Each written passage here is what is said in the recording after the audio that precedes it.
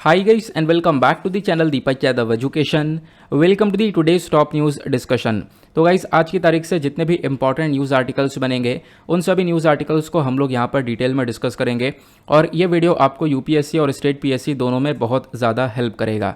तो चलो शुभारंभ करते हैं, बट उससे पहले अगर आप लोगों को इस लेक्चर यानी कि टॉप न्यूज़ एनालिसिस का पीडीएफ चाहिए तो क्या करना है, नीचे डिस्क्रिप्शन बॉक्स में पीडीएफ लिंक के नाम से एक लिंक मिल जाएगा। जैसे उस पर क्लिक करोगे एक टेलीग्राम चैनल ओपन हो जाएगा, वहाँ से आप लोग इस टीएनए के पीडीएफ को डाउनलोड कर पाओगे। देखो अगर इस तरीके से ये चैनल नहीं मिल पाता है तो एक और बहुत सिंपल सा तरीका है, डायरेक्टली टेलीग्राम पर जाना, सर्च बॉक्स में टाइप करना दीपक यादव एजुकेशन, आपको वो चैनल मिल जाएगा और वहाँ से आप लोग इस टीएनए के पीडीएफ को डाउनलोड कर पाओगे। और अगर आप लोग मुझसे कनेक्ट होना चाहते हो तो नीचे डिस्क्रिप्शन बॉक्स में मेरे इंस्टाग्राम आईडी का लिंक मिल जाएगा, वहाँ पर कनेक्ट होकर आप मुझसे अपनी सारी क्वेरीज को पूछ सकते हो। स्टार्ट करेंगे डिस्कशन को, लेकिन उससे पहले वीडियो पर जो लाइक का बटन है उसको दबा देना। जो हमारा टारगेट है 2K प्लस लाइक का, वो आप लोग को अचीव करवाना है। मैं आप लोग को स्टार्टिंग में ही याद दिला देता हूँ। तो यह है हमारा आज का सबसे पहला और एक बहुत ज़्यादा इंपॉर्टेंट आर्टिकल। इस आर्टिकल का जो इम्पोर्टेंस है वो हमारे प्रीलिम्स और मेंस दोनों के अंदर देखने को मिलेगा। यहाँ पे हम लोग बात करेंगे वेमेन का जो रिप्रेजेंटेशन है वो हमारी आर्म्ड फोर्सेस के अंदर कहाँ तक पहुँच चुका है। यानी हमारे पास जो नेवी है, एयरफोर्स है, आर्मी है, तो इनके अंदर वेमेन का रिप्रेजेंटेशन इतिहास में कैसा था और अभी कितनी तेज़ी से बढ़ा है, प्लस अभी क्या चर्चा हो रही है उसको भी हम लोग यहाँ पर डिस्कस करेंगे। इस आर्टिकल को आप लोग जीएस पेपर 2 और 3 दोनों से रिलेट कर पाओगे। सिलेबस के अंदर आप देख पाओगे टॉपिक है gender issues related to women, role of women, तो ये सारे टॉपिक आपको सिलेबस के अंदर देखने को मिल जाते हैं। तो ये न्यूज़ आप लोग देख पाओगे। न्यूज़ क्या है, कैप्टन अभिलाषा बराक, यहाँ पर आप देख पाओगे एक पहली वेमेन कॉम्बैट पायलट के नाम पर यहाँ पर पहली वेमेन आई हैं हमारी आर्मी एविएशन के अंदर। अब यहाँ पे चर्चा की जा रही है आर्मी एविएशन की। एविएशन क्या है, हमारा जो विमान डिपार्टमेंट है, ठीक है। अब जो विमान विभाग है, खासकर कौन से वाले विमान विभाग की बात हो रही है, आर्मी वाले, ठीक है। यहाँ पे एयरफोर्स की बात नहीं हो रही है, नेवी की बात नहीं हो रही है, यहाँ पे आर्मी एविएशन के बारे में चर्चा की जा रही है। तो आर्मी एविएशन के अंदर पहली वेमेन कॉम्बैट पायलट आ चुकी हैं, तो इनका नाम है अभिलाषा बारक। इसी वजह से यहाँ पर यह आर्टिकल काफ़ी चर्चा में है। तो इशू यहाँ पर यह है, कैप्टन अभिलाषा बारक ने एक इतिहास रचा। ये पहली वेमेन ऑफिसर बनी हैं जिन्होंने आर्मी एविएशन कॉर्प्स को ज्वाइन किया है, ठीक है, एज अ कॉम्बैट पायलट के तौर पे ज्वाइन किया है। यहाँ पे ध्यान रखना, मैं बार बार इस वर्ड पर जोर दे रहा हूँ, आर्मी एविएशन की बात हो रही है। जो आर्मी के अंदर यहाँ पे आप कह सकते हो विमान विभाग होता है ना, उसके बारे में चर्चा की जा रही है। देन उसके बाद यहाँ पे मेंशन किया, देखो आज के टाइम पर जो वेमेन है उनको बहुत छोटी छोटी यहाँ पर जॉब्स मिल रही थी अभी तक। खासकर डिफेंस सेक्टर में बात करें तो ट्रैफिक कंट्रोल की, ग्राउंड ड्यूटीज़ पर यहाँ पर जॉब्स मिल रही थी, कोई बड़ी ऐसी जॉब नहीं मिल पा रही थी। तो अभी पहली बार ऐसा हुआ कि अभिलाषा बारक ने एक पायलट की रिस्पॉन्सिबिलिटी ली है। इनको पहला एज अ विमेन यहाँ पर बनाया गया जो कि कॉम्बैट पायलट की तरह वर्क करेंगी।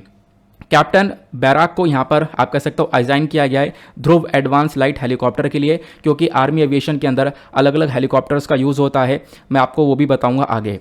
फिर उसके बाद यहाँ पर मेंशन किया गया है एक और इम्पॉर्टेंट बात, देखोगे जो हमारी इंडियन एयरफोर्स है और साथ ही साथ हमारी जो इंडियन नेवी है, तो एयरफोर्स और नेवी दोनों में बहुत लंबे समय से वेमेन ऑफिसर्स वर्क करती हुई नजर आती हैं, लेकिन आर्मी वाले एविएशन वाले सेक्टर के अंदर अभी तक वेमेन नहीं थी। तो इसी वजह से ये आर्टिकल इंपॉर्टेंट हो जाता है। क्लियर हुआ?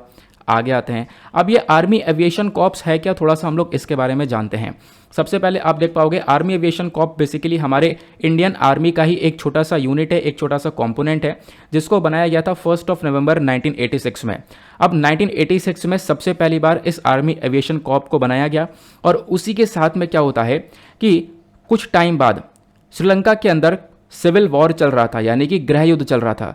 तो उस सिविल वॉर के अंदर पहली बार इस आर्मी एविएशन कॉर्प ने ऑपरेशन पवन के अंदर हिस्सा लिया था, यानी ऑपरेशन पवन चलाया गया था। उस ऑपरेशन पवन के अंदर यहाँ पे हमारी आर्मी एविएशन कॉर्प ने पहली बार एक तरीके से इसके अंदर शामिल हुए थे। क्लियर हुआ? तो इतना ध्यान रखना, इस आर्मी एविएशन कॉर्प को हेड कौन करता है, तो इसके हेड हैं डायरेक्टर जनरल, आज के टाइम पर है लेफ्टिनेंट जनरल अजय कुमार सूरी, इनका ये नेम है। उसके बाद यहाँ पे जो हमारी आर्मी एविएशन कॉर्प्स की बात आती है तो इसके अंदर अलग अलग हेलीकॉप्टर्स आपको देखने को मिल जाएंगे। ध्रुव है, उसका चेतक है और चीता हेलीकॉप्टर्स भी आपको यहाँ पर देखने को मिल जाते हैं। क्लियर हो गया? फाउंड किया गया था 1 नवंबर 1986 में, ये भी मैंने आप लोग को बता दिया।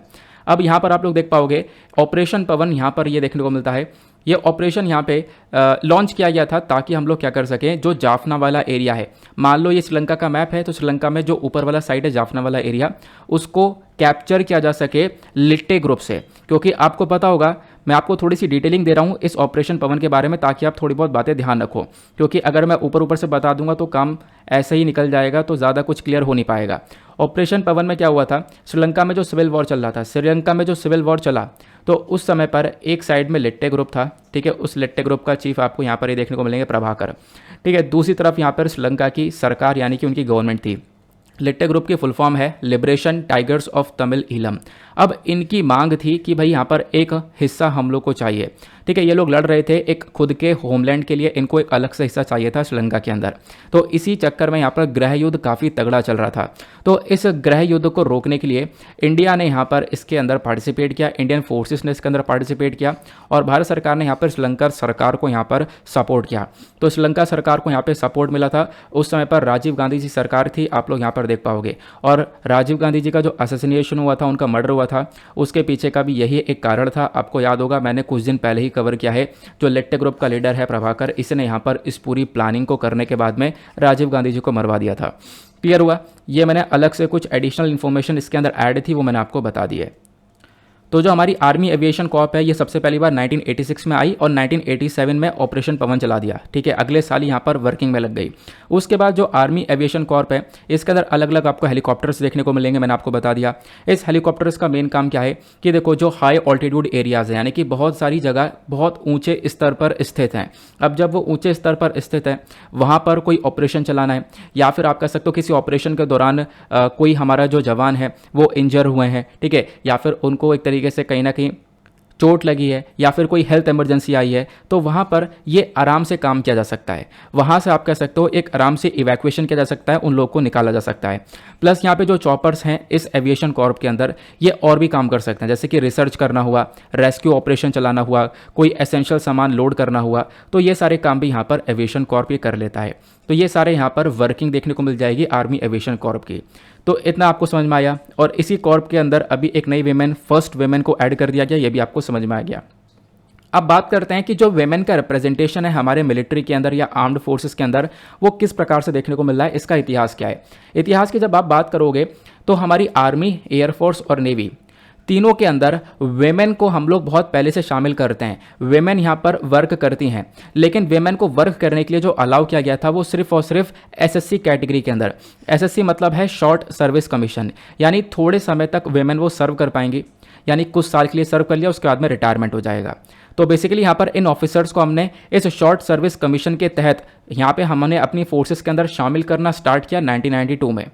और उसके बाद यहाँ पे काफ़ी चर्चा होती रही, क्योंकि काफ़ी सारी वेमेन ऑफिसर्स का कहना ये था हमें शॉर्ट सर्विस कमीशन नहीं, हमें थोड़ा सा और लंबे समय तक यहाँ पर कंट्रीब्यूशन देना है, तो हम लोग परमानेंट सर्विस कमीशन की तरफ आना चाहते हैं। तो इसको लेकर काफ़ी बार डिमांड चली है कि जो वेमेन है उनको एक रिप्रेजेंटेशन मिलना चाहिए परमानेंट सर्विस कमीशन में, मतलब रिटायरमेंट की एज तक वो यहाँ पर वर्क कर पाएँ, रिटायरमेंट की एज तक वो यहाँ पर एज अ ड्यूटी सर्व कर पाएँ। लेकिन यहाँ पर जो सरकार है, सरकार अगेंस्ट में निकल कर आई। सरकार ने यहाँ पर बोला कि नहीं, वेमेन को लेकर काफ़ी सारी लिमिटेशंस होती हैं, फैमिली प्रॉब्लम्स और बाकी सारी लिमिटेशंस होती हैं, जिसकी वजह से वेमेन को परमानेंट सर्विस कमीशन नहीं दे सकते। लेकिन क्या हुआ, उस चीज़ के ऊपर भी यहाँ पर सुप्रीम कोर्ट ने सुनवाई करी और सुप्रीम कोर्ट ने सुनवाई करके सरकार के इस स्टैंड को यहाँ पर रिजेक्ट किया। सरकार ने बोला, सॉरी, सुप्रीम कोर्ट ने बोला सरकार बिल्कुल गलत सोच रही है, सब लोग यहाँ पर इक्वल हैं, और वेमेन ऑफिसर्स को परमानेंट कमीशन दे दिया गया। यानी कि जो विमेन है फिर वो अब यहाँ पे, पहले तो शॉर्ट सर्विस कमीशन के अंदर वर्क करा करती थी, यानी कि उनको थोड़े समय के लिए जॉब मिला करती थी, उसके बाद यहाँ पर उनको रिटायरमेंट मिल जाता था। लेकिन अब परमानेंट कमीशन के अंदर, यानी जब तक चाहे अपने रिटायरमेंट तक वो जॉब कर सकती हैं, अपने ड्यूटी की तरह वो सर्व कर सकती हैं। क्लियर हुआ? तो ये हमारी हिस्ट्री रही है वेमेन रिप्रेजेंटेशन को लेकर। आगे आते हैं तो आज के टाइम पर इंडियन आर्मी, हमारी नेवी और एयरफोर्स सभी जगह पर वेमेन का इंडेक्शन होता हुआ नजर आता है। उसके बाद मेंशन किया गया साल 2021, यानी पिछले साल की बात है, जो हमारी इंडियन नेवी है इसने सबसे पहली बार 4 वेमेन ऑफिसर्स को जो हमारे लड़ाकू जहाज़ होते हैं उसके ऊपर डिप्लॉय किया था। यानी अभी तक ऐसा नहीं हुआ था, साल 2021 से पहले ऐसा कभी नहीं हुआ। ठीक है, लगभग 25 साल पहले तक ऐसा हुआ ही नहीं कि किसी लड़ाकू जहाज़ के ऊपर वेमेन ऑफिसर्स को डिप्लॉय किया गया हो, उनको तैनात किया हो। लेकिन पहली बार पिछले साल हुआ है ये काम। तो यहाँ पर आप देख पाओगे इससे पता क्या चलता है, पता ये चलता है कि जो वेमेन का रिप्रेजेंटेशन है हमारी आर्म्ड फोर्सेस के अंदर वो धीरे धीरे लगातार इंक्रीज हो रहा है। अभी जो पिछले साल ये काम किया गया था वो बेसिकली जो हमारे पास INS विक्रमादित्य है, INS विक्रमादित्य जो कि एक बहुत विशाल सा एयरक्राफ्ट कैरियर है जो कि अपने ऊपर विमान को लेकर चलता है ना। ये जो एयरक्राफ्ट कैरियर है एक विमेन को इसके ऊपर यहाँ पे डिप्लॉय किया गया था, यहाँ पे तैनात किया गया था, और दूसरी विमेन को INS शक्ति, ये भी एक यहाँ पे वॉरशिप है, ये दोनों यहाँ पे लड़ाकू जहाज़ हैं। इन दोनों जहाज़ों के ऊपर विमेन्स को डिप्लॉय किया गया था पहली बार पिछले साल। ओके, और अभी तक यहाँ पर क्या हो रहा था, मई 2021 के अंदर, यानी पिछले साल की बात है, मई का महीना था जो आज के टाइम पर चला लगभग आज से 1 साल पहले।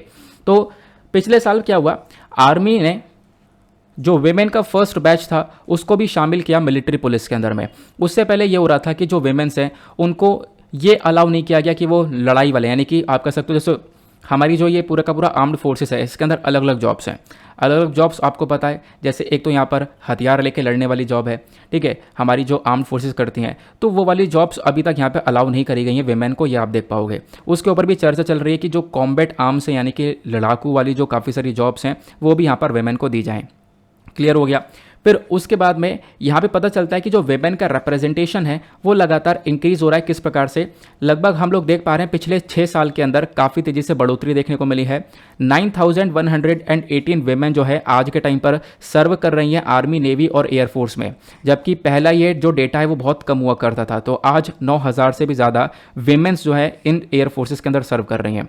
तो आप लोग ये सारा डेटा यूज़ कर सकते हो अपने मेंस में, प्लस यहाँ पर वेमेन एम्पावरमेंट के तहत भी यहाँ पे काफ़ी सारा डेटा यूज़ किया जा सकता है, SM यूज़ कर सकते हो। तो काफ़ी सारी जगह पर ये आर्टिकल आपको हेल्प करेगा, ठीक है।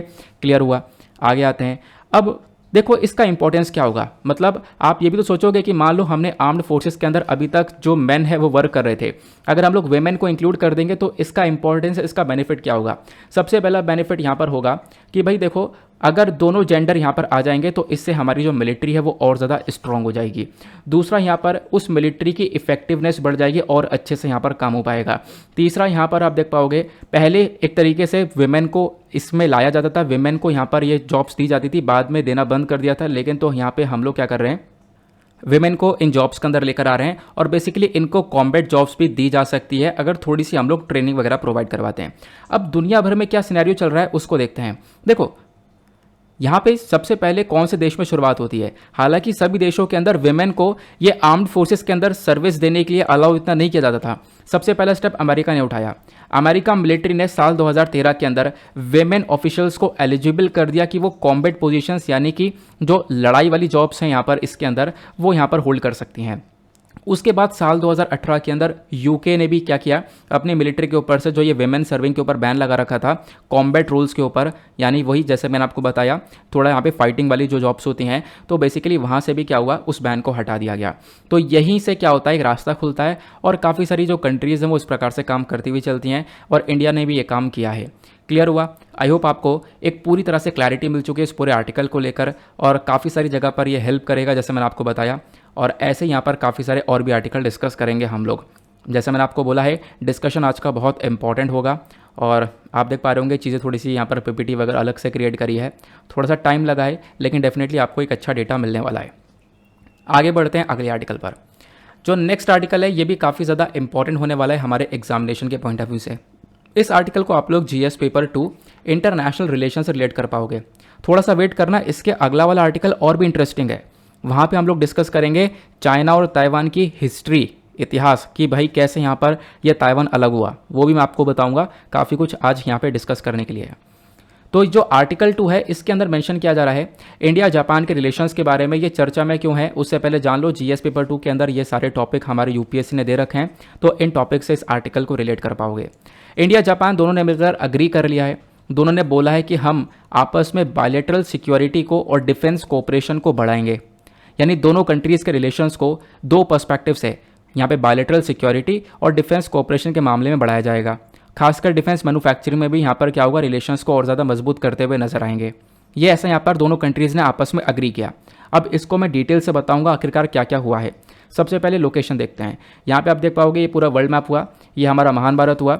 इधर यहाँ पर आप देख पाओगे इंडिया के कंपैरिजन में जापान आपको ऊपर देखने को मिल जाएगा। इधर ये जापान हो गया, सॉरी ये नहीं, इधर की साइड नीचे यहाँ पर आपको जापान देखने को मिल जाएगा।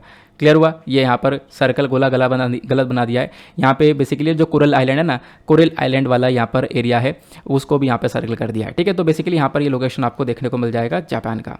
आगे आते हैं तो जापान को जब आप देखोगे तो इस प्रकार से ये नज़र आता है ना। इसके आसपास की कंट्रीज़ तो इधर नॉर्थ कोरिया, साउथ कोरिया, इधर चाइना, इधर रशिया आपको देखने को मिल जाएगा। क्लियर हुआ? जापान की कैपिटल इधर टोक्यो देखने को मिल जाएगा। टोक्यो अभी यहाँ पे कुछ दिन पहले चर्चा में था, क्यों? क्योंकि यहाँ पे अभी क्वाड समिट हुई है, आपको याद होगा। क्वाड के अंदर कौन कौन से 4 कंट्रीज़ हैं वो आपको पता है, इंडिया, यूएस, ऑस्ट्रेलिया, जापान। ठीक है, तो यहाँ पे टोक्यो भी चर्चा में था, ध्यान रखना।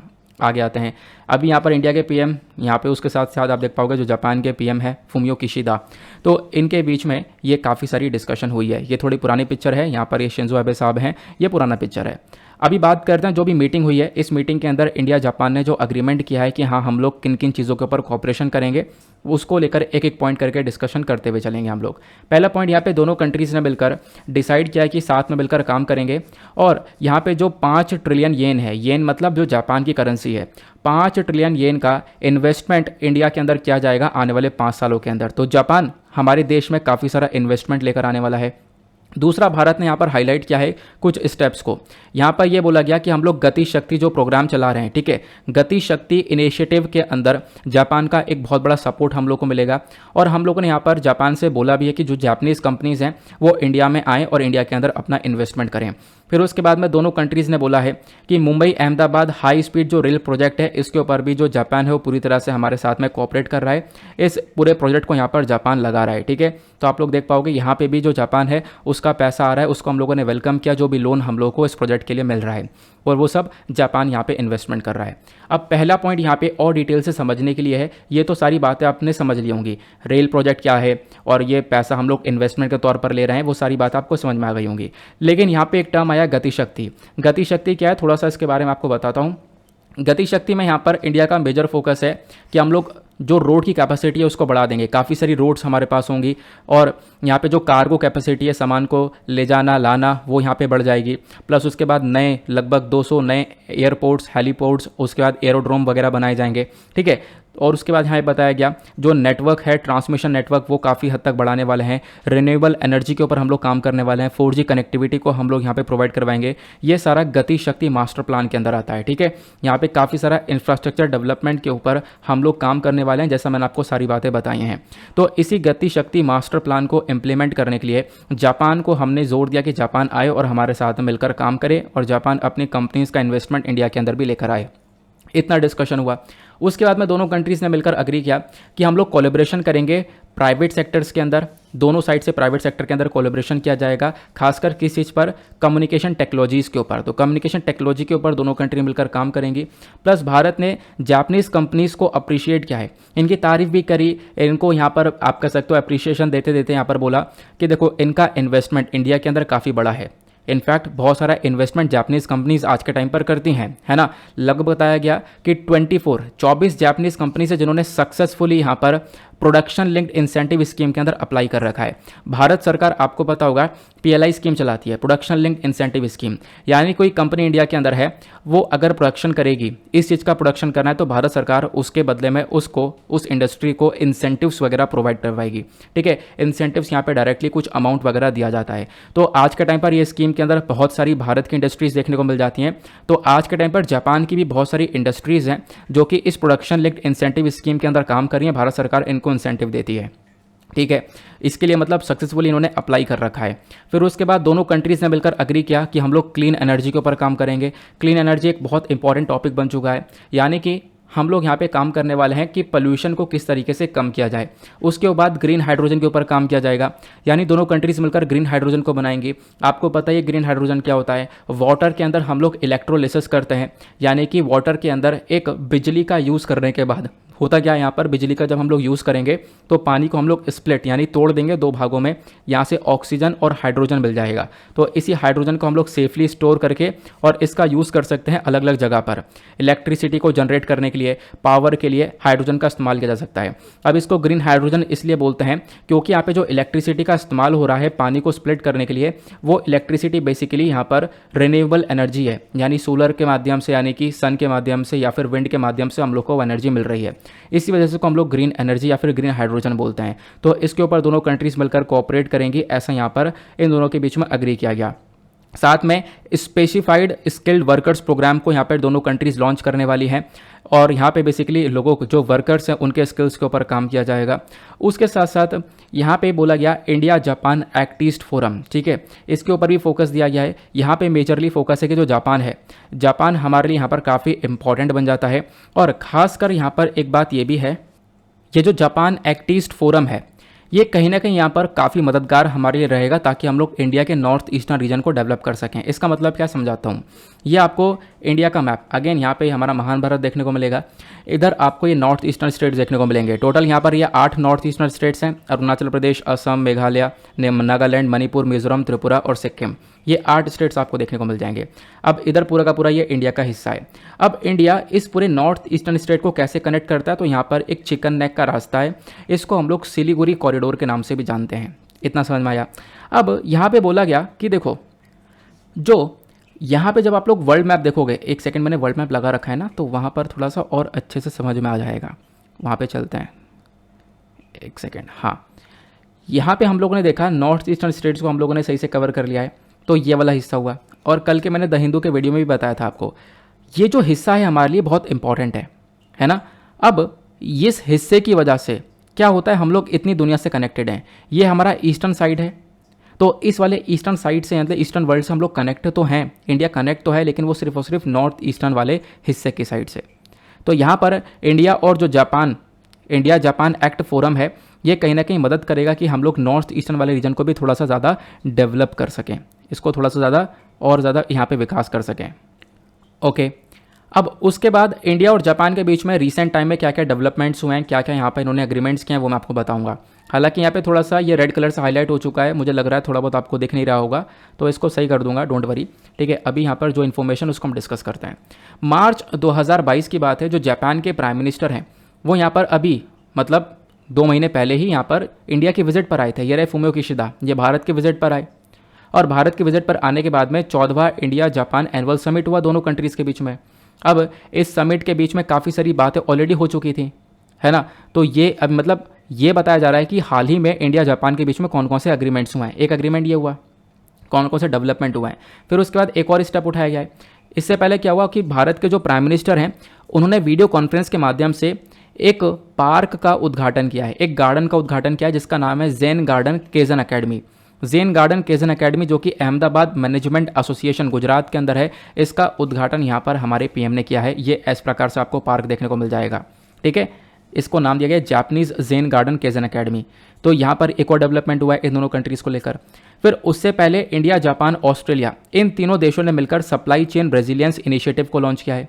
सप्लाई चेन रेजिलियंस इनिशिएटिव का मतलब यहाँ पर यह है, ये तीनों कंट्रीज़ मिलकर सप्लाई के ऊपर काफ़ी तेज़ी से काम करने वाली है, ऑस्ट्रेलिया, इंडिया और चाइना, ऑस्ट्रेलिया, इंडिया और जापान, ताकि चाइना को काउंटर किया जा सके।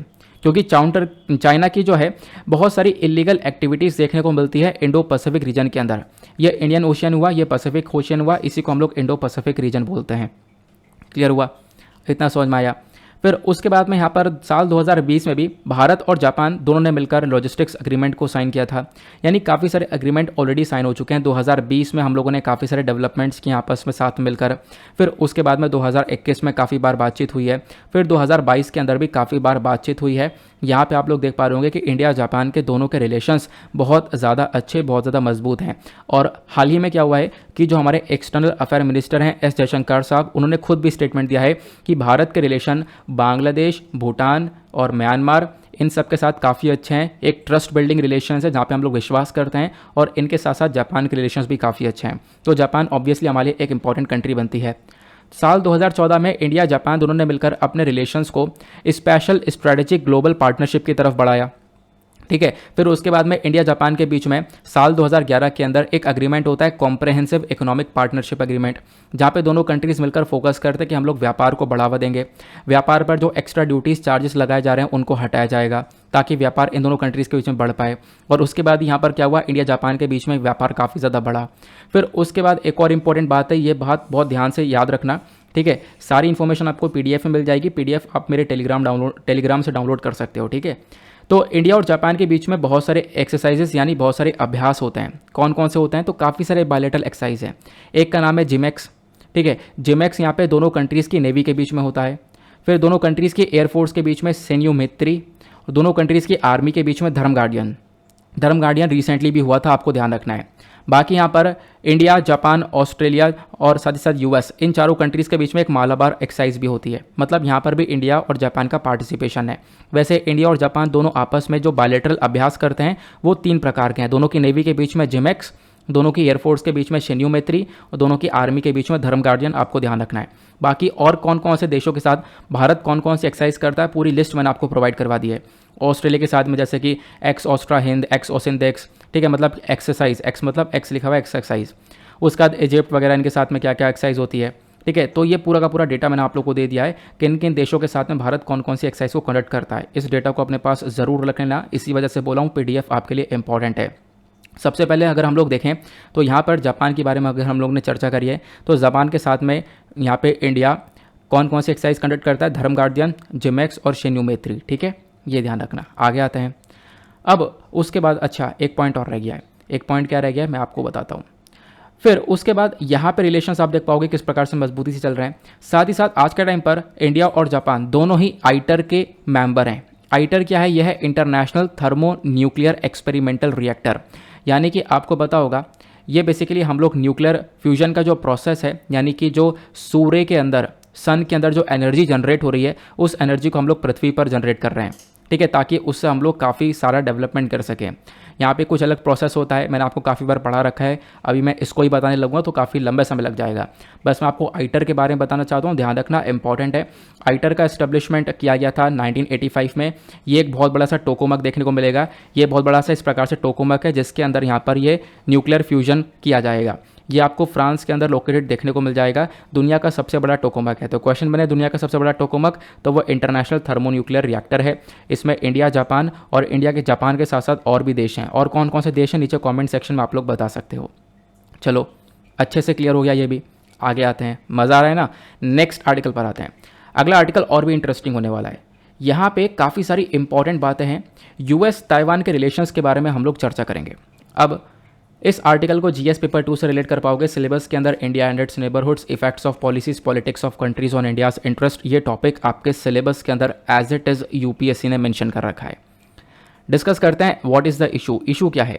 इशू ये हुआ कि अभी रिसेंट डेज में क्वाड की समिट हुई। क्वाड क्या है ऑलरेडी मैंने आपको बताया। अब जब क्वाड की समिट हुई है तो यूएस के जो प्रेसिडेंट हैं जो बाइडन, ठीक है, जो कि आज के टाइम पर सबसे कमज़ोर प्रेसिडेंट माने जाते हैं, इन्होंने एक कंट्रोवर्शियल सा स्टेटमेंट दे दिया। कंट्रोवर्शियल सा स्टेटमेंट यह है कि भाई यहाँ पे अगर चाइना ताइवान को इन्वेड करने के लिए आता है, ताइवान के ऊपर कब्जा करता है, तो क्या होगा? यहाँ पे यूएस जो है बीच में आएगा ताइवान को एक डिफेंस देने के लिए, ताइवान को डिफेंड करने के लिए। और इसी के बाद यहाँ पे मच चुका है काफ़ी बड़ा बवाल। तो यहाँ पे आप देख पाओगे लोकेशन, सबसे पहली चीज़ चाइना यहाँ पर स्थित है। चाइना के बराबर में इधर आपको यहाँ पर ये ताइवान देखने को मिल जाएगा। ठीक है, अब मैं आपको थोड़ा सा बता दूँ, ताइवान ऐतिहासिक तौर पर देखें तो चाइना का ही हिस्सा हुआ करता था। ये कैसे अलग हुआ आगे मैं आपको थोड़ी सी इसके बारे में भी इन्फॉर्मेशन दूंगा। अब हुआ क्या कि इस ताइवान को चाइना बोलता है कि ये हमारा हिस्सा है, ताइवान बोलता है नहीं, हम लोग किसी का हिस्सा नहीं है, हम लोग एक खुद इंडिपेंडेंट कंट्री हैं। इसी को लेकर लड़ाइयाँ चलती हैं। बहुत कम देश जो कि ताइवान को रिकग्नाइज़ करते हैं, और कोई देश यहाँ पर अगर ताइवान को एज अ कंट्री मानता है तो चाइना उसके साथ में रिलेशंस को ख़राब कर लेता है। रिसेंट एग्जाम्पल लिथुआनिया को ले सकते हो। लिथुआनिया ने अपने रिलेशन डेवलप करने की कोशिश की ताइवान के साथ में, तो चाइना ने लिथुआनिया के साथ में रिलेशन ख़राब कर लिए, है ना। तो यहाँ पर बेसिकली पर्पज़ ये कहने का है कि ताइवान और चाइना के ये रिलेशंस इतने ख़राब कैसे हुए और ये क्या सिचुएशन यहाँ पर चल रही है। क्योंकि यूएस ने यहाँ पर यही बोला कि चाइना अगर कब्जाएगा ताइवान को, जैसे रशिया यूक्रेन के बीच में चल रहा है, वैसे अगर चाइना ताइवान को कब्जाता है तो अमेरिका यहाँ पर इनको डिफेंड करने आएगा, ताइवान को बचाने के लिए आएगा। अब यहीं पर हम लोग समझते हैं आखिरकार चाइना और ताइवान के रिलेशन क्या हैं। फिर उसके बाद में आपको यूएस का रोल ही बताऊंगा। ताइवान एक आइलैंड टेरिटरी है, आप लोगों ने इसको देख लिया है मैप में अच्छे से। देखो होता क्या है, चाइना के अंदर एक सिविल वॉर, एक गृह युद्ध चलता है 1945 से लेकर 1949 के बीच में, और इस गृह युद्ध में काफ़ी बवाल होता है। गृह युद्ध यानी कि सिविल वॉर। यहाँ पे सिविल वॉर जो होता है ये खुद चाइना के अंदर दो पार्टीज़ के बीच में हो जाता है। चाइना के अंदर दो पार्टीज़ हुआ करती थी, ठीक है। एक पॉलिटिकल पार्टी हुआ करती थी जिसका नाम है KMT, जैसा आप लोग नाम देख पा रहे होंगे। इसको हम लोग बोलते हैं क्वेमिंगतांग, ठीक है, ये KMT पार्टी थी। दूसरी तरफ यहाँ पे एक पॉलिटिकल पार्टी थी चाइनीज़ कम्युनिस्ट पार्टी, CCP के नाम से जानते हैं।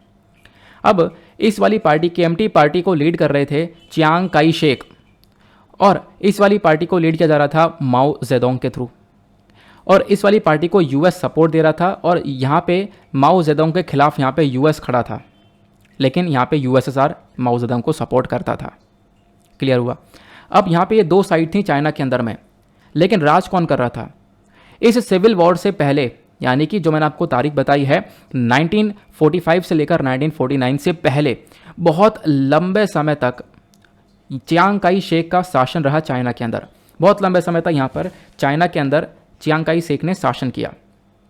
अब शासन तो किया, लेकिन बहुत टाइम हो चुका था। अब बहुत टाइम हो चुका था तो चाइना के अंदर लोग जो है वो काफ़ी भड़क भी रहे थे कि भाई इतना समय से यहाँ पर एक लीडर लीड कर रहा है, और दूसरी तरफ यहाँ पे माओ जेडोंग तैयार था कि चाइना को, इस वाली पार्टी को टैकल करने के लिए, इस पार्टी को हटाने के लिए। अब लोगों का जो समर्थन है चाइना के अंदर, जो मोस्टली लोगों का समर्थन था, बहुत सारे लोग जो है वो माओ जेडोंग के सपोर्ट में आ गए। और इधर आप लोग देख पाओगे यहाँ पर जो ये चियांग काई शेक है, इसके सपोर्ट में बहुत कम लोग आए। अब जब सिविल वॉर हो गया, गृहयुद्ध हुआ, तो यहाँ पे ये देखा गया कि माओ जेडोंग ने, इनकी जो पॉलिटिकल पार्टी है चाइनीज़ कम्युनिस्ट पार्टी ने, यहाँ पे चियांग काई शेक को, इनकी हालत काफ़ी बुरी कर दी। इनफैक्ट काफ़ी हद तक हाथापाई, मारा पीटा। तो इसके तहत हुआ क्या, चियांग काई शेक यहाँ से चाइना से भागकर यहाँ पे पहुँचा ताइवान।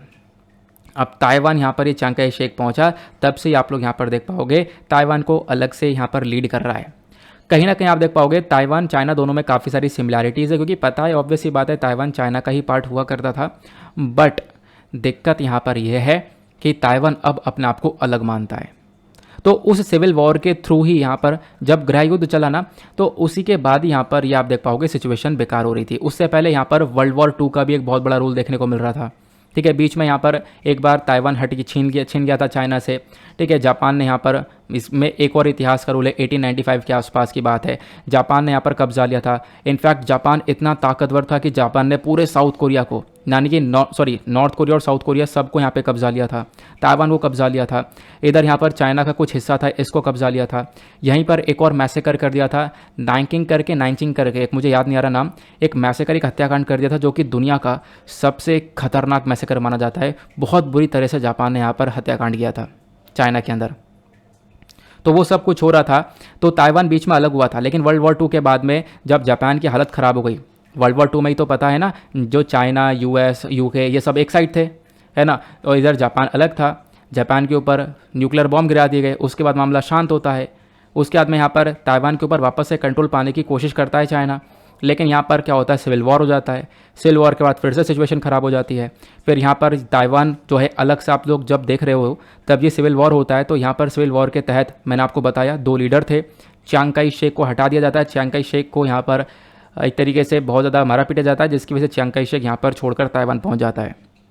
क्लियर हुआ। अब जब ताइवान पहुँचा तो यहाँ पे नाम अलग अलग पड़ गए, तभी से जो नाम अलग अलग हैं। यहाँ पे चाइना को आपको पता होगा हम लोग पीपल्स रिपब्लिक ऑफ चाइना के नाम से जानते हैं। ताइवान को नाम दिया रिपब्लिक ऑफ चाइना, ठीक है। ROC, ताइवान को हम लोग ROC के नाम से भी जानते हैं, ध्यान रखना, ठीक है। ताइवान को हम लोग ROC के नाम से भी जानते हैं, और चाइना जो बाकी बचा वाला एरिया है उसको हम लोग पीपल्स रिपब्लिक ऑफ चाइना के नाम से जानते हैं, जो कि कम्युनिस्ट पार्टी वहाँ पर बैठ चुकी थी पूरी तरह से। आई होप आपको ये सारी बातें बहुत अच्छे से समझ में आ चुकी हैं। इतना क्लियर हुआ। अब होता क्या है, जो पीपल रिपब्लिक ऑफ चाइना है, ये अपने रिलेशन USSR के साथ, यानी सोवियत यूनियन के साथ मजबूत कर लेता है ना। तो यहाँ पर चाइना, USSR साथ में खड़े हो जाते हैं। USSR जो कि आज के टाइम पर टूट चुका है, 1991 में टूट गया था, 15 देश बने थे इसमें से। बेसिक सी बात है, आपको वही बता रहा हूँ मैं साथ ही साथ में, ताकि कोई भी नया है तो उसको भी सारी चीज़ें क्लियर हो पाएँ। आज के टाइम पर रशिया के आसपास जो भी कंट्रीज़ हैं वो सब USSR टूटने के बाद में ही बनी है। तो चाइना और USSR दोनों साथ में आ गए, और इधर ताइवान यानी रिपब्लिक ऑफ चाइना और अमेरिका, इधर ये दोनों साथ में आ गए। कोल्ड वॉर के टाइम पर ये प्रॉब्लम क्रिएट हो गई, तभी से यहाँ पर चाइना ताइवान के रिलेशन ख़राब हो गए, और ताइवान को अमेरिका पूरी तरह से सपोर्ट करने लगा। और आज के टाइम पर भी यहाँ पर अमेरिका काफ़ी सपोर्ट करता है। क्लियर हुआ। आई होप आपको यहाँ पर सारी बातें क्लियर हो चुकी हैं। तो चाइनीज़ सिविल वॉर के बारे में मैंने आपको ये सारी बातें बता दी हैं। आगे आते हैं। अब चाइनीज़ सिविल वॉर के बाद यहाँ पर कुछ और सिचुएशन भी होती है, जैसे कि यूएस और चाइना दोनों आपस में बातचीत करते हैं काफ़ी बार। ये आप देख पाओगे, यूएस के प्रेसिडेंट इधर माओ ज़ेडुंग, तो यूएस और चाइना के बीच में काफ़ी बार बातचीत होती है। 1970 में यहाँ पर आपस में ये बैठते हैं, ठीक है। अब यहाँ पर बैठते हैं, फिर उसके बाद में आप लोग देख पाओगे अमेरिका जो है वो चाइना के पास में इसलिए आता है ताकि यूएसएसआर को काउंटर किया जा सके, क्योंकि चाइना यूएसएसआर के साथ खड़ा था। तो अमेरिका ने यहाँ पर सोचा चाइना के साथ चर्चा करेंगे और यूएसएसआर को काउंटर करेंगे, क्योंकि उस समय पर लड़ाई कोल्ड वॉर के अंदर किस किस के बीच में हो रही थी। जो शीत युद्ध चला उसमें यहाँ पर यूएसएसआर एक साइड था और उसके बाद इधर यहाँ पर आप कह सकते हो अमेरिका एक साइड था। क्लियर हुआ। तो इसी चक्कर में यहाँ पर बीच में अमेरिका ने चाइना के साथ में अपने रिलेशंस डेवलप करने की कोशिश की। यहाँ पे बताया गया कि यूएस के प्रेसिडेंट ने यहाँ पर पीपल रिपब्लिक ऑफ चाइना को विजिट किया 1972 के अंदर में, ठीक है। और यहाँ पे अमेरिका ने आप कह सकते हो कि फोकस किया चाइना के साथ रिलेशन बनाने के लिए, और उसी बीच में चाइना ने भी अपना पत्ता फेंक दिया। चाइना ने यहाँ पर वन चाइना प्रिंसिपल को पिक्चर में लेकर आ गया। ये आप देख पाओगे उस समय का पिक्चर है। अमेरिका के प्रेसिडेंट यहाँ पर पहुँच जाते हैं चाइना के अंदर। अब चाइना जब देखता है कि हाँ अब देखो ताइवान से कहीं ना कहीं अमेरिका को हटना पड़ेगा, तो उसकी बाद हम लोग देख पाते हैं चाइना क्या मुद्दा लेकर आता है। एक पिक्चर वन चाइना प्रिंसिपल का। वन चाइना प्रिंसिपल का कहना यहाँ पर यह है कि इनका कहना यह है कि भाई देखो जो ताइवान और चाइना है ये दोनों एक ही है, दोनों के अंदर बिल्कुल सब कुछ एक ही है, बस खाली यहाँ पर ये अलग अलग सिस्टम यहाँ पे देखने को मिलेगा, बाकी यहाँ पर कंट्रीज़ एक ही हैं। लेकिन ताइवान इसको मना करता है। आपको ध्यान रखना है वन चाइना प्रिंसिपल क्या है। वन चाइना प्रिंसिपल का कहना यह है कि अगर कोई भी देश अपने रिलेशन ताइवान के साथ में बनाता है तो चाइना उसके साथ में रिलेशन ख़राब कर लेगा। चाइना बेसिकली उसके साथ में रिलेशन रखना ही नहीं चाहेगा, क्योंकि चाइना नहीं चाहता कि कोई भी देश ताइवान को एक एज अ कंट्री की तरह रिकग्निशन दे। क्लियर हो गया। तो ये सिचुएशन यहाँ पर चल रही थी। ओके, अब उसके बाद में यहाँ पर चाइना ने कोशिश तो करी कि भाई यहाँ पर एक हो जाए, लेकिन ताइवान उस समय भी एक नहीं हुआ। लेकिन उसके बाद यहाँ पर यूएस की तरफ से भी कुछ स्टेप्स उठाए गए।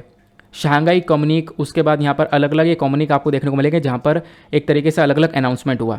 1979 के अंदर जो अनाउंसमेंट हुआ था, यूएस ने यहाँ पर एक्सेप्ट तो कर लिया था चाइना के इस वन प्रिंसिपल को, ठीक है। चाइना के इस वन प्रिंसिपल को यूएस ने एक्सेप्ट कर लिया। यूएस ने बोला ठीक है चलो भाई ताइवान तुम्हारा हिस्सा है, क्योंकि यूएस को लड़ना था किससे, यूएसएसआर से, और चाइना का सपोर्ट चाहिए था। तो यहाँ पर यूएस ने बोल दिया चलो ठीक है, यहाँ पर हम लोग यहाँ पे मानते हैं ताइवान चाइना का हिस्सा है। लेकिन उसके बावजूद भी यूएस ने यहाँ पर एक काम ये किया, कुछ अनऑफिशियल से रिलेशन बनाकर रखे ताइवान के साथ में। अब अनऑफिशियल से रिलेशन बनाकर रखे और उसके साथ 1982 के अंदर यहाँ पे पता ही चलता है, इसके अंदर चाइना अपने कुछ कंसर्न, कुछ चिंता दिखाता है कि यूएस कर क्या रहा है, ताइवान को वेपन्स, हथियार सप्लाई कर रहा है। इस ताइवान रिलेशंस एक्ट के अंदर यहाँ पर जो यूएस है बेसिकली वो अपने एक अनऑफिशियल से रिलेशन मेंटेन करके चल रहा है ताइवान के साथ में। मतलब इधर चाइना के साथ में रिलेशन बना रहा है, चाइना से बोल रहा है ठीक है ताइवान हम चाइना का मानते हैं, उधर यहाँ पर अनऑफिशियल से रिलेशन ताइवान के साथ में भी बना रखे हैं इसने। तो ये बेसिकली यहाँ पर ये देखने को मिलेगा। उसके बाद से ही जो सिचुएशन वो ख़राब होती हुई चली गई और यहाँ पे ताइवान जो है वो अलग से रह गया। तो अभी यहाँ पर चाइना कहता है हम इसको कब्जा लेंगे, आने वाले टाइम पर इस पर अटैक करेंगे, इसको अपना हिस्सा बनाएंगे। लेकिन यहाँ पे अमेरिका बीच में आता है, अमेरिका बोलता है नहीं हम लोग ऐसा होने नहीं देंगे। क्लियर हो गया। आई होप आपको सारी बातें बहुत अच्छे से क्लियर हो रही हैं। इन सब चीज़ का जो इम्पैक्ट है ताइवान के ऊपर क्या पड़ता है, ताइवान के अंदर अभी एक और बहुत पावरफुल पॉलिटिकल पार्टी आ जाती है, डेमोक्रेटिक पीपल्स पार्टी नाम की आपको देखने को मिलेगी। एक पावरफुल पॉलिटिकल फोर्स है ताइवान के अंदर जो कि बात करती है इंडिपेंडेंसी की। भाई हम लोग को ताइवान के अंदर एक पूरी इंडिपेंडेंसी चाहिए, हम लोग यहाँ पर चाइना से अलग जाना चाहते हैं, चाइना के अलावा दूसरे कंट्रीज़ के साथ में रिलेशंस को मेंटेन करना चाहते हैं, जो कि चाइना नहीं चाहता। तो आज के टाइम पर ताइवान के साथ में ये सिचुएशन देखने को मिल जाती है। आई होप आपको सारी बातें आज तक क्लियर हो चुकी हैं। काफ़ी सारी बातें मैंने आपको मेंशन करी हैं, काफ़ी सारी बातें यहाँ पर ब्रीफ में भी बताई हैं।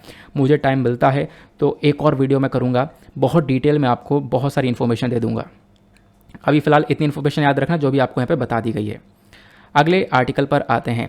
नेक्स्ट आर्टिकल भी काफ़ी इंपॉर्टेंट होने वाला है हमारे एग्जामिनेशन के पॉइंट ऑफ व्यू से। यहाँ पे चर्चा की जा रही है नेशनल अचीवमेंट सर्वे 2021 के बारे में। इस आर्टिकल को आप लोग जीएस पेपर 2 एजुकेशन और गवर्नमेंट पॉलिसीज़ एंड इंटरवेंशन से रिलेट कर पाओगे। ये न्यूज़ आपको देखने को मिल जाएगी कि भाई यहाँ पे नेशनल अचीवमेंट सर्वे 2021 हमारी एजुकेशन की मिनिस्ट्री ने लॉन्च कर दिया है। अब जब इन्होंने ये सर्वे लॉन्च किया तो इस सर्वे के अंदर काफ़ी सारी बातें पता चलती हैं, कि बच्चों के जो मार्क्स वगैरह सब्जेक्ट्स के अंदर वो कम हो रहे हैं, बच्चों की जो परफॉर्मेंस है स्कूल के अंदर वो घटती जा रही है। वो सारी बातें यहाँ पर इस सर्वे के अंदर बताई गई हैं। ये सर्वे बेसिकली नवंबर 2021 का आपको देखने को मिल जाएगा, यानी कि आप कह सकते हो ये जो सर्वे इसको कंडक्ट किया गया था नवंबर 2021 में, जो कि अभी रिलीज़ हो चुका है। एक नेशनल सर्वे था, देश भर में इस सर्वे को कराया गया, जहाँ पर मेजर फोकस दिया गया हमारे एजुकेशन सिस्टम के ऊपर कि बच्चे किस प्रकार से प्रोग्रेस कर रहे हैं, एजुकेशन सिस्टम कैसा चल रहा है, उसको लेकर ये सर्वे हुआ था। इस सर्वे को मिनिस्ट्री ऑफ एजुकेशन ने करवाया। यहाँ पर सीबीएसई का भी रोल था और एनसीईआरटी का भी रोल था, है ना। इन सब ने मिलकर इस सर्वे को करवाया, जहाँ पे पता लगाया गया स्कूल का एनवायरनमेंट कैसा है, टीचिंग का प्रोसेस कैसा है ना, स्टूडेंट्स के यहाँ पर क्या एक तरीके से बैकग्राउंड देखने को मिलेगा, वो सारी बातें यहाँ पे पता लगाई गई हैं। ये जो सर्वे है इसके अंदर सभी स्कूल्स को कवर किया गया, चाहे वो आप कह सकते हो स्टेट सेंट्रल गवर्नमेंट स्कूल्स हो या फिर कोई गवर्नमेंट एडेड स्कूल हो, प्राइवेट स्कूल हो, सभी को यहाँ पर इस सर्वे के अंदर कवर किया गया था। और इस सर्वे को कंडक्ट किया गया है लगभग 22 भाषाओं के अंदर में, इंग्लिश, असमीज, बंगाली, गुजराती, कन्नड़, हिंदी, मलयालम, मराठी, ये सारी भाषा जो कि आपको ऊपर दिख रही हैं इस स्क्रीन पर। और इस सर्वे के अंदर क्या क्या मेंशन किया गया, मैं भी आपको सब्जेक्ट वाइज सारी बातें बताऊंगा, लेकिन पहले ये जान लो इस सर्वे का इंपॉर्टेंस क्या है। देखो इंपॉर्टेंस ये है, जब हम लोग ये सर्वे करेंगे तो हमें काफ़ी सारी बातें पता चलेंगी, ठीक है, कि यहाँ पे क्या क्या गैप हैं, स्टूडेंट्स के प्रोग्रेस के अंदर क्या गैप है, स्कूल के अंदर किस किस चीज़ की कमी है, उसको हम लोग यहाँ पर पूर्ति कर पाएंगे। ये हमारे लिए काफ़ी बड़ा एक हेल्प प्रोवाइड करवा सकता है अपने एजुकेशन सिस्टम को इम्प्रूव करने के लिए। अब जो ये नेशनल अचीवमेंट सर्वे 2021 है, इसकी हाईलाइट्स क्या हैं। सबसे पहला हाईलाइट यहाँ पे बताया गया, जो यहाँ पर एवरेज परसेंटेज ऑफ स्टूडेंट हैं क्लास 3rd के, वो यहाँ पर आप देख पाओगे डिक्लाइन हुआ है, वो कम हुआ है, यानी कि बच्चों की जो परसेंटेज है वो यहाँ पर कम होती हुई नजर आई है, ठीक है। क्लास 3rd के अंदर कुछ और थी, क्लास 3rd के अंदर काफ़ी ज़्यादा थी, क्लास 5th के अंदर कम हो गई। इसी प्रकार से बच्चों के स्कोर के बारे में बात करें सब्जेक्ट वाइज, तो मैथमेटिक्स के अंदर क्लास 3rd में बच्चे ने 57% स्कोर किया और वो कम होता हुआ चला गया। जैसे कि यहाँ पर फिर आप कह सकते हो कि ये ड्रॉप हुआ, 5th क्लास के अंदर 44% तक पहुँचा। तो बेसिकली यहाँ पे बोला जा रहा है सब्जेक्ट वाइज बच्चों का जो परफॉर्मेंस है वो डिक्रीज़ हो रहा है। ऐसी लैंग्वेज की क्लास में, ऐसी साइंस की क्लास में लगातार परफॉर्मेंस बच्चों का डिक्रीज़ हो रहा है, ये यहाँ पर मेंशन किया गया। और बताया गया कोविड-19 का जो इम्पैक्ट पड़ा उससे तो सिचुएशन और ख़राब हो चुकी है। कोविड-19 की वजह से बच्चों का जो परफॉर्मेंस है वो और ख़त्म हो चुका है।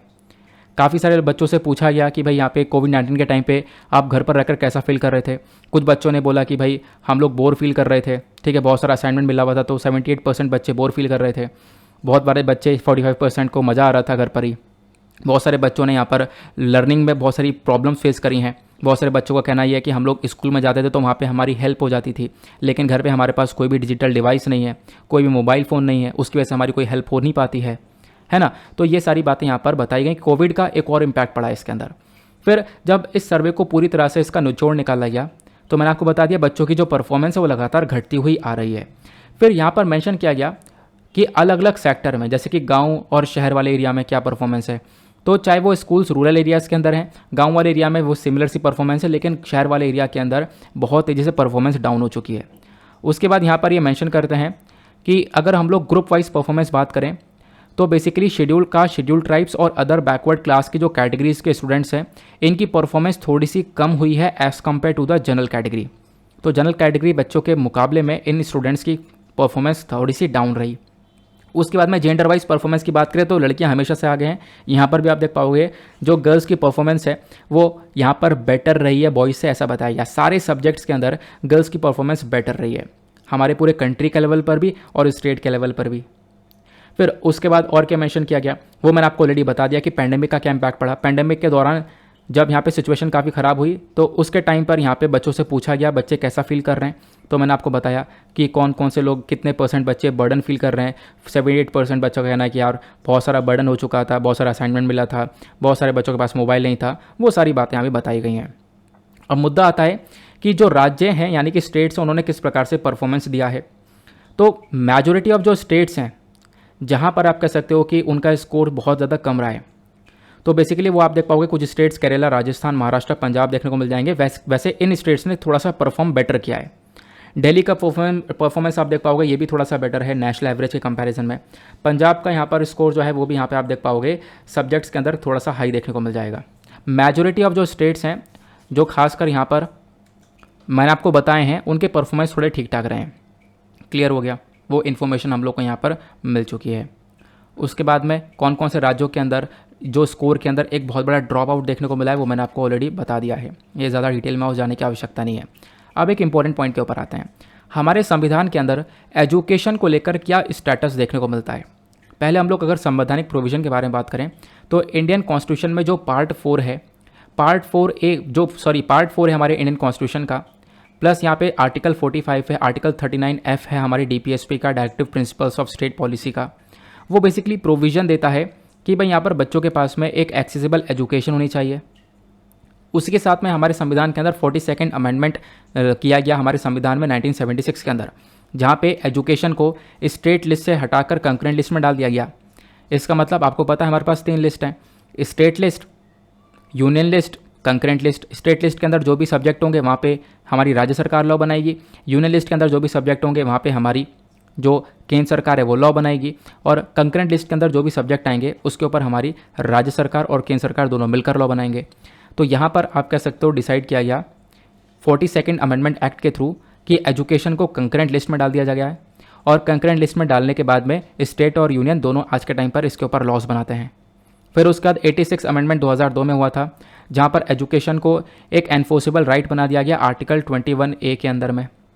फंडामेंटल राइट भी आप लोगों को ये देखने को मिल जाएगा, राइट टू एजुकेशन का, ठीक है। तो राइट टू एजुकेशन के ऊपर पूरी तरह से फोकस किया गया, और उसी के साथ में राइट टू एजुकेशन एक्ट 2009 को भी लाया गया, जहाँ पे मेजर फोकस था कि जितने भी बच्चे हैं 6 से 14 साल के उन सबको यहाँ पर एजुकेशन मिलनी चाहिए, और उनका एक फंडामेंटल राइट है एजुकेशन। प्लस यहाँ पे बोला गया 25% हम लोग रिजर्वेशन रखेंगे कुछ ऐसे बच्चों के लिए जिनको प्रॉपर एजुकेशन मिल नहीं पाती है, जो कि डिसएडवांटेज सेक्शन के अंदर आते हैं। तो ये कुछ कानून आपको देखने को मिल जाएंगे। फिर एजुकेशन को लेकर सरकारी काफ़ी सारे इनिशिएटिव्स आपको नज़र आते हैं, जैसे कि नेशनल एजुकेशन पॉलिसी 2020, समग्र शिक्षा, निपुण भारत मिशन, PM पोषण स्कीम। तो ये हमारे एजुकेशन को लेकर काफ़ी सारी स्कीम्स आ जाती हैं, तो आप लोग इसके बारे में ध्यान रखना इंपॉर्टेंट है। यहाँ पे आप कह सकते हो कि मेंस के अंदर ये इनिशिएटिव्स पूछ लिए जाते हैं कि एजुकेशन को लेकर सरकार के कौन कौन से इनिशिएटिव है, तो आपको इसको इम्प्लीमेंट करना होगा। ओके, फिर उसके बाद अगले आर्टिकल में सेक्स वर्कर्स के बारे में चर्चा की गई है, ऑलरेडी मैं आपके साथ में डिस्कस कर चुका हूँ द हिंदू के वीडियो में, लेकिन छोटा सा ओवरव्यू दे देता हूँ क्योंकि काफ़ी सारे लोगों ने कमेंट किया था कि थोड़ा सा इसको टॉप न्यूज़ एनालिसिस वाले वीडियो के अंदर भी बता देना। चलो मैं बता देता हूँ। इस आर्टिकल को GS पेपर 2 सोशल इश्यूज़ से आप लोग रिलेट कर पाओगे। तो अभी यहाँ पर सेक्स वर्क को एक तरीके से लीगल वर्क करार दिया गया है सुप्रीम कोर्ट के थ्रू। सुप्रीम कोर्ट ने यहाँ पर बोला है कि बेसिकली जो सेक्स वर्कर है वो भी यहाँ पर एक प्रोफेशन है ना। यहाँ पे सेक्स वर्क एक प्रोफेशन है, सबको यहाँ पर इक्वली ट्रीट करना होगा, ऐसा सुप्रीम कोर्ट का स्टेटमेंट आया है। सुप्रीम कोर्ट ने यहाँ पर पुलिस को डायरेक्ट किया। सुप्रीम कोर्ट ने यहाँ पर पुलिस से बोला है कि भाई आप बिल्कुल भी कोई भी इंटरफेरेंस मत करना इन सेक्स वर्कर्स के इस काम में। अगर कोई सेक्स वर्कर है वो एडल्ट है, 18+ है, प्लस उसके बाद में आप कह सकते हो कि वो अपने कंसेंट से ये सेक्सुअल सर्विसेज दे रहा है, तो बेसिकली यहाँ पर उसमें पुलिस का इंटरफेरेंस नहीं होना चाहिए, ऐसा सुप्रीम कोर्ट ने बोला। साथ ही साथ बोला क्या, देखो आज के टाइम पर हमारा संविधान के अंदर आर्टिकल 21 एक फंडामेंटल राइट है जो कि राइट टू लाइफ सभी को देता है। तो बेसिकली यहाँ पर सेक्स वर्कर्स अगर अपने कंसेंट से ये सेक्सुअल सर्विसेज दे रहे हैं तो उनको नहीं रोकना चाहिए इन पुलिस वालों को, ये यहाँ पर सुप्रीम कोर्ट ने बोला। फिर सुप्रीम कोर्ट ने यहाँ पर बोला कि देखो जो ये सेक्स वर्कर्स हैं इनको अरेस्ट नहीं करना है, इनके ऊपर कोई पेनल्टी नहीं डालनी है, इनको कोई हैरेस नहीं करना है, इनको कोई विक्टिमाइज नहीं करना है, क्योंकि सेक्स वर्कर एक प्रोफेशनल वर्कर यहाँ पे एक प्रोफेशन माना जाएगा। यहाँ पे बोला गया कि देखो जब भी कोई रेड होती है ब्रोथल के ऊपर, ब्रोथल यहाँ पर ये सारी एक्टिविटीज़ यहाँ पर चलती हैं। अगर एक रफ से वर्ड बोलूँ जिसको हम लोग कोठा बोलते हैं ब्रोथल को, तो जो ब्रोथल यहाँ पर चलते हैं उसके ऊपर काफ़ी बार रेड पड़ जाती है। अब जब रेड पड़ती है तो यहाँ पर जो सेक्स वर्कर हैं उनके बच्चे भी वहाँ पर देखने को मिल जाते हैं। तो पुलिस वाले क्या करते हैं, उन सेक्स वर्कर से उनके बच्चों को अलग कर देते हैं। तो बेसिकली यहाँ पर फोकस किया गया, सुप्रीम कोर्ट ने बोला कि कोई भी अगर सेक्स वर्कर का चाइल्ड है, कोई भी बच्चा है, तो उसको सेपरेट नहीं किया जाएगा, उसकी माँ से उसको अलग नहीं किया जाएगा। ठीक है, कि कहीं सोचो कि बच्चे को यहाँ पे तस्करी करी गई है, चाइल्ड ट्रैफिकिंग की गई है, तो ऐसा कुछ नहीं है। अगर उसका माँ का बच्चा है तो यहाँ पर उससे अलग नहीं किया जाएगा। फिर उसके बाद मेंशन किया गया अगर कोई माइनर यहाँ पर इस ब्रोथल के अंदर पाया जाता है या फिर किसी सेक्स वर्कर के साथ में पाया जाता है, तो यहाँ पर आप कह सकते हो ऐसा मत सोचना कि वो चाइल्ड की ट्रैफिकिंग की गई है, चाइल्ड की तस्करी की गई है। अगर किसी ब्रोथल के अंदर कोई बच्चा पाया जा रहा है तो ये मत सोचना कि उसकी ट्रैफिकिंग की गई है, कोई अपने आप से स्टेप मत उठाना। ये सुप्रीम कोर्ट के स्टेटमेंट है, और ये सारी बातें सुप्रीम कोर्ट ने खुद बोली हैं आर्टिकल 142 का यूज़ करके। सुप्रीम कोर्ट के अंदर हमारे कॉन्स्टिट्यूशन के अंदर जो आर्टिकल 142 है ये पावर देता है सुप्रीम कोर्ट को। ये सुप्रीम कोर्ट के पास में एक एक्स्ट्रा ऑर्डिनरी पावर्स आ जाती हैं। वो एक्स्ट्रा ऑर्डिनरी पावर्स ये बोलती हैं कि सुप्रीम कोर्ट यहाँ पे किसी मुद्दे को लेकर एक कंप्लीट जस्टिस कर सकता है। एक मुद्दा जो कि लंबे समय से पेंडिंग पड़ा है, सुप्रीम कोर्ट चाहे तो उसके ऊपर एक कंप्लीट जस्टिस कर सकता है, जैसा अभी यहाँ पर ये सुप्रीम कोर्ट ने इस मुद्दे को उठा कर किया है। तो आर्टिकल 142 का यूज़ किया गया है। क्लियर हो गया। चलो आगे आते हैं। नेक्स्ट आर्टिकल भी काफ़ी इंपॉर्टेंट होने वाला है। आज काफ़ी सारे आर्टिकल्स हम लोगों ने ले लिए हैं। वीडियो भले ही लंबा है लेकिन बेहतरीन वीडियो है, आपको बहुत कुछ यहाँ पे जानने को मिला है। अब यहाँ पे जो आर्टिकल है ये भिल प्रदेश के बारे में चर्चा करता है। आपने थंबनेल देखा होगा, थंबनेल में यहाँ पे मैंने चर्चा करी है कि देश के अंदर एक नए राज्य की मांग हो रही है, उसी के बारे में हम लोग चर्चा करने वाले हैं। इस आर्टिकल को आप लोग जीएस पेपर 1 और 2 से रिलेट कर पाओगे। सिलेबस के अंदर पॉलिटी एंड गवर्नेंस का टॉपिक है। यहाँ पे इंडियन एक्सप्रेस ने एक्सप्लेन सेक्शन पर समझाया है कि ये जो राजस्थान के ट्राइबल्स हैं ये क्यों डिमांड कर रहे हैं एक सेपरेट स्टेट, ये क्यों यहाँ पर एक राज्य या अलग से मांग रहे हैं। तो भिल्स या फिर भील्स, ये दो वर्ड आपको देखने को मिलेंगे, दोनों एक ही हैं। ये बेसिकली आदिवासी एथनिक ग्रुप हैं, है ना, वेस्ट इंडिया के अंदर। जब मैं वेस्ट इंडिया बोलता हूँ तो वेस्ट इंडिया की बात यहाँ पर हो रही है, इस वाले रीजन की। इसी वाले रीजन में यहाँ पर एक अलग से राज्य की मांग चल रही है और ये जो मांग है ये भील ट्राइब कर रही है। भील एक ट्राइब है, ध्यान रखना। अब ये जो ट्राइबल पीपल हैं भील वाले, ये आपको अलग अलग राज्यों में फैले हुए देखने को मिलेंगे। गुजरात, मध्य प्रदेश, छत्तीसगढ़, महाराष्ट्र, राजस्थान, इन सभी एरियाज़ में। इनफैक्ट मैं आप लोगों को सब एक मैप दिखाता हूँ, तो इस वाले मैप में देखो, इधर राजस्थान, गुजरात, मध्य प्रदेश, छत्तीसगढ़, ये कुछ एरियाज़ आपको देखने को मिल जाता है। इन सभी एरियाज़ में यहाँ पर ये भील ट्राइब्स देखने को मिलती है। इनफैक्ट काफ़ी बार आप देख पाओगे त्रिपुरा के इस वाले एरिया में भी भील ट्राइब देखने को मिल जाती है। तो इनकी मांग है भाई हम लोग को यहाँ पर एक हिस्सा चाहिए, एक अलग से सेपरेट स्टेट चाहिए हम लोग को, ताकि हम लोग अपना काम कर सके प्रॉपरली, क्योंकि हमें यहाँ पर एक प्रॉपरली प्रोटेक्शन मिलती नहीं है। तो भील यहाँ पे इंडिया के अंदर एक सबसे बड़ा ट्राइबल ग्रुप देखने को मिल जाता है। वन ऑफ द एक लार्जेस्ट ग्रुप है जो कि भील लैंग्वेज बोलते हैं। अब भील प्रदेश क्या है इसके बारे में जानते हैं। भील प्रदेश की मांग यहाँ पर एक पॉलिटिकल पार्टी है, एक पार्टी है भारतीय ट्राइबल पार्टी। अब जो ये भारतीय ट्राइबल पार्टी एक पॉलिटिकल पार्टी जो कि गुजरात के अंदर है, इस पॉलिटिकल पार्टी को बनाया गया 2017 के अंदर में। तो इसी का मेजर फोकस है कि जो भील प्रदेश है वो एक सेपरेट स्टेट, एक अलग से राज्य होना चाहिए। तो यही फोकस यहाँ पर खुद भील प्रदेश का ये बीटीपी ने किया है, यानी इस पॉलिटिकल पार्टी का ये विजन है। इस पॉलिटिकल पार्टी का विजन ये है कि गुजरात, राजस्थान, मध्य प्रदेश और महाराष्ट्र, इनमें से हम लोग 39 डिस्ट्रिक्ट्स को निकाल कर चाहते हैं कि ये पूरा एरिया भील प्रदेश एक अलग से राज्य बना दिया जाए। इसमें से यहाँ पर गुजरात के 16 डिस्ट्रिक्ट होंगे, राजस्थान के 10 डिस्ट्रिक्ट, मध्य प्रदेश के 7 डिस्ट्रिक्ट और महाराष्ट्र के 6 डिस्ट्रिक्ट। तो इन सभी एरियाज़ की मांग की जा रही है कि अलग से एक भील प्रदेश को बनाया जाए। क्लियर हुआ। तो यहाँ पर इस प्रकार से ये आप देख पाओगे मैप बनता हुआ नजर आएगा। ये सारे डिस्ट्रिक्ट्स यहाँ पे एक तरीके से इन सारे डिस्ट्रिक्ट्स को निकालने के बाद एक अलग से राज्य की मांग चल रही है।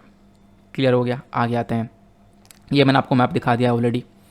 अब बात करते हैं भील ट्राइब्स के बारे में थोड़ी सी और इनके हिस्ट्री के बारे में चर्चा करें तो एक भील सोशल रिफॉर्मर थे। भील ट्राइब के एक सोशल रिफॉर्मर, एक स्पिरिचुअल लीडर जिनका नाम है गोविंद गुरु। इन्होंने यहाँ पर मतलब सबसे पहली बार एक अलग से स्टेट की कब मांग उठी थी, एक अलग से स्टेट की मांग उठी थी सबसे पहली बार 1913 के अंदर।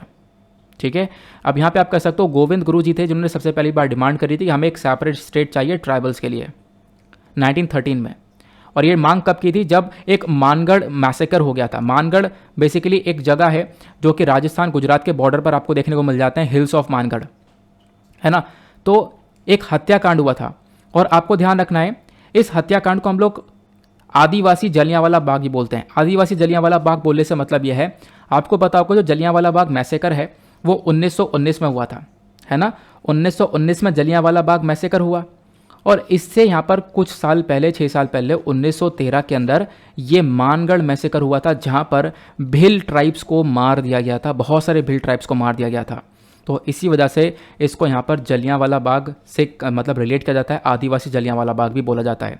ब्रिटिश फोर्सेस ने 17 नवंबर 1913 के अंदर बहुत सारे लोगों को मरवा दिया था। ठीक है, तो यहाँ पर आपको ध्यान रखना है मानगढ़ मैसेकर क्या है। जैसे ये हत्याकांड हुआ तो उस हत्याकांड के बाद ही यहाँ पे जो भील ट्राइब के एक स्पिरिचुअल लीडर थे गुरु गोविंद, इन्होंने यहाँ पर बेसिकली फोर्स किया। इन्होंने यहाँ पर इस ये जो नरसंहार हुआ, ये जो हत्याकांड हुआ, इसके बाद में यहाँ पर क्या होता है, ये मांग उठाते हैं कि हम लोग को एक अलग से राज्य चाहिए, एक अलग से सेपरेट स्टेट चाहिए। हालांकि यहाँ पर इस पूरे नरसंहार के बाद में गुरु गोविंद गिरी को मृत्युदंड मिल जाता है, मृत्युदंड की सज़ा मिलती है, जो बाद में यहाँ पर फिर लाइफ इम्प्रिजमेंट के अंदर यानी उम्र कैद के अंदर यहाँ पे तब्दील कर दी जाती है। जो गुरु गोविंद जी हैं इन्होंने यहाँ पर अपना अंतिम समय गुजरात के अंदर व्यतीत किया था, वो भी यहाँ पर मेंशन किया गया है। क्लियर हो गया। तो आपको यहाँ पर बिल्ड टाइप के बारे में भी सारी इन्फॉर्मेशन मिल चुकी होगी जो भी मैंने आपके साथ में डिस्कस करी है। आई होप आपको यहाँ पर मज़ा आ चुका है। आज के लेक्चर में हमने काफ़ी कुछ जाना है। इसी प्रकार से डेली लेक्चर होने वाला है। मैंने आपसे बोला था कि अभी यहाँ पे कुछ टाइम पहले 2-3 आर्टिकल हम लोग लेकर चल रहे थे। मैंने बोला था मंडे का वेट करो, मंडे से हम लोग काफ़ी सारे डिटेलिंग में आर्टिकल को डिस्कस किया करेंगे।